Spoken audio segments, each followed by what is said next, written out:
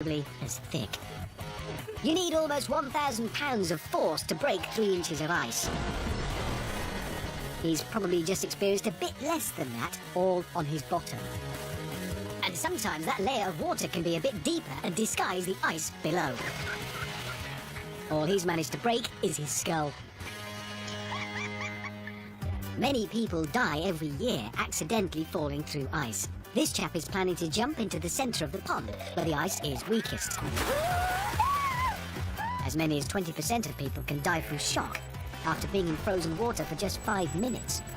Most people would be unconscious after 15 minutes. A 2-degree loss of core body temperature and hypothermia sets in. Time for a nice hot drink.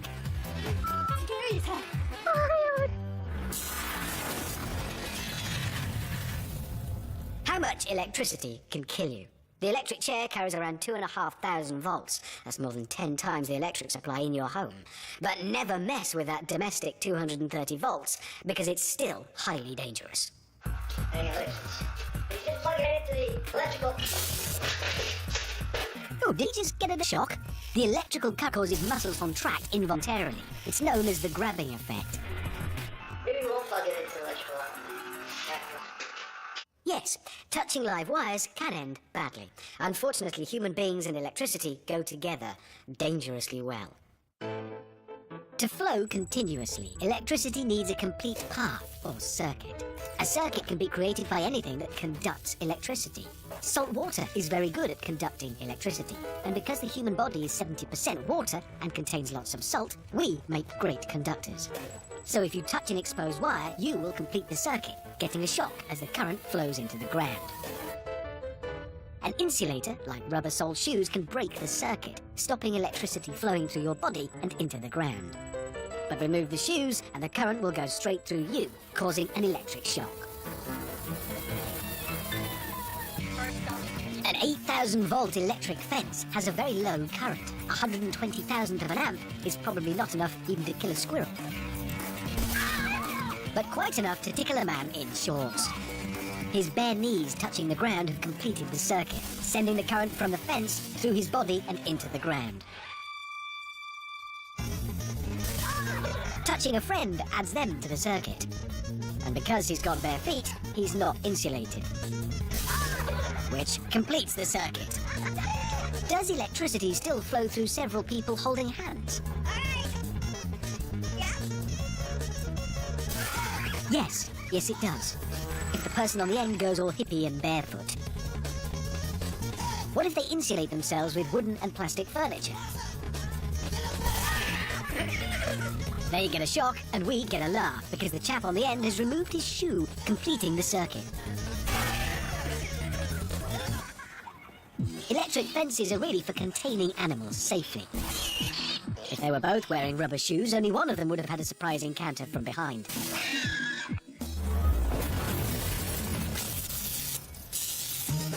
DIY removals can sometimes end in scientific disaster.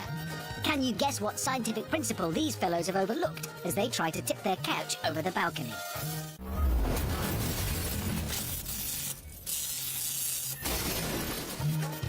The scientific principle these fellows have overlooked is the principle of pendulums. Our 2 strong men are trying to do a bit of furniture moving. Hold on, are they trying to get it in or out? They think they're being clever, balancing their couch on the banister like a seesaw. But when the couch gets stuck, instead of gravity just pulling it down like a seesaw, it swings back round on itself, more like a pendulum.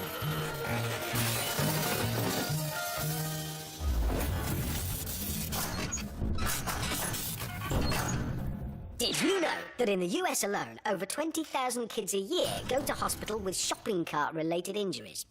Here's a demonstration of why.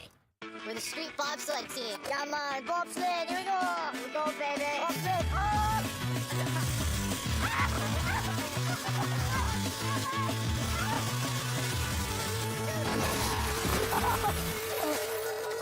Science tells us that was almost inevitable. Unlike some things in life, when it comes to wheels, size matters. The wheels on a monster truck are big and fat for going over bumps. But the wheels on a shopping cart are small and narrow to reduce friction during steering on a smooth, flat surface. But when they encounter an obstacle, more of the impact force will push backwards on a small wheel than on a bigger wheel. And carts with people in them have a high centre of mass, making a vehicle that's just asking to topple over. Don't worry, he's not real. But she is. Having no engine isn't necessarily a bar to acceleration. All you need is a hill start and gravity. Remember, little wheels plus high centre of mass equals... faceplant. That steep slope might be smooth, but the sudden change of pitch where it meets the ground becomes a solid obstacle. If you hit a big enough obstacle, those little wheels will stop altogether, becoming a handy pivot. But watch where you fling your passenger. Small wheels, high centre of mass, big obstacle. It's the perfect recipe for an express checkout. Where are you?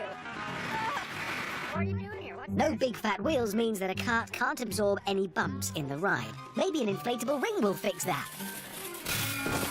Then again, maybe it won't. On flat ground, all you have to worry about is balance, which with a high centre of gravity is easier said than done.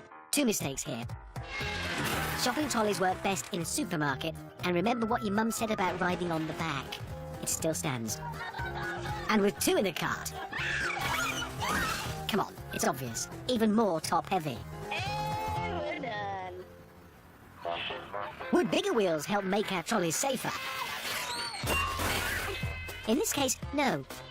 Like an overloaded truck, its high centre of mass means it's still very likely to topple over.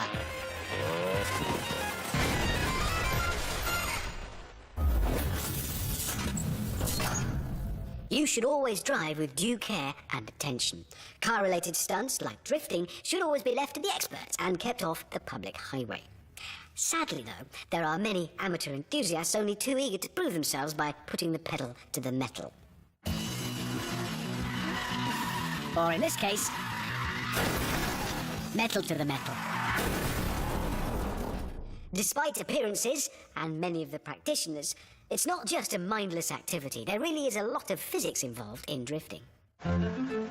Unlike normal cornering, when the driver wants the car to stick to the road, when drifting, he wants it to slide around. Drifting is a way of using the car's inertia, its tendency to go in a straight line, following Newton's first law of motion. First, he deliberately reduces the friction between the rear tyres and the road by spinning the tyres very fast. This loses the traction and makes the back end spin out. At the end of the turn, steering out of the corner decreases torque, making the back wheels regain grip. Get my drift? Question a man's driving skills, and you attack the very foundation of his masculinity. So I won't be quizzing any of these hot-wheeled heroes anytime soon. This low-budget drifter has mastered the art of reducing friction on those spinning back wheels. But when it comes to regaining friction and control, that wet surface prevents the tyres from gripping. The open road is no place for drifting, and this guy's way off track. Actually, he does start on the road, but then he goes off it and onto the grass and loses traction. Before he can regain grip and recover steering, the wall brings him to a smashing stop.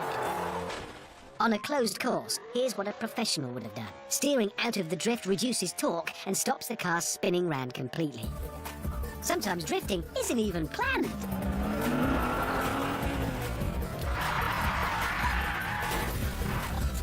I got that on video. Thanks to our eagle-eyed, giggling cameraman, we're able to see how flooring it in a powerful supercar causes those wheels to spin and lose friction, creating an impromptu drift. No way. Yes way. But look on the bright side, great parallel parking there. Has this guy got it? Well, he's got the muscle. And just look at his wheels spin, reducing the friction. And there it is, nice steering out of the drift. Ah, look, steering into the drift for torque can give the car a 360-degree spin. Yo! If only he had the road all to himself, it would have been better. So his hands passed out on the bathroom floor. Yukon River Run. New episode next Monday at 9, only on National Geographic. As a man reaches out to his inner Tarzan to swing in a circle, he must beware the hidden forces at work that can end in unexpected collisions. Like this. I got you, baby. Swinging into solid objects might at first glance be simple buffoonery, but it's actually the result of failure to grasp some rudimentary science. When you jump onto a rope, inertia would carry you straight ahead. But if the attachment is not directly ahead, centripetal force will pull you in a circle. The faster you go, the larger the circle, and rope tension increases as centripetal force keeps you from flying away. So if you want to jump off, you've got to let go at just the right moment. And then gravity will bring you back down to Earth with a bump. 1, 2, 3, go. This would-be pirate of the Caribbean hopes to jump off the boat and swing into the water. But the centripetal force keeps him flying in an arc back onto the boat around the rope's fixed point. He needs to know when to hold on and when to let go, which is about now. Well, he will know for next time. This young chap doesn't want to go into the water, but over it and back again. There goes the centripetal force pulling him right around in a circle that happens to contain a tree. Who said playing in the fresh air was good for kids? Imagine a giant tetherball with the tree as the post to pivot round.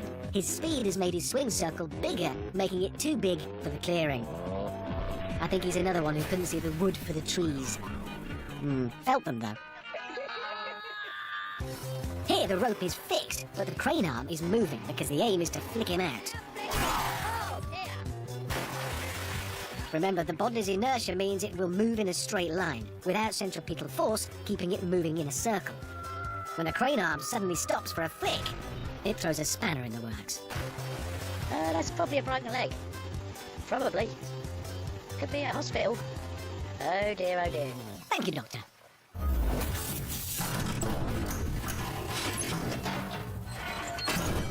The athletic discipline of discus hasn't changed much for 2,500 years, since the ancient Greeks would toss discs made from stone, bronze, iron, or lead.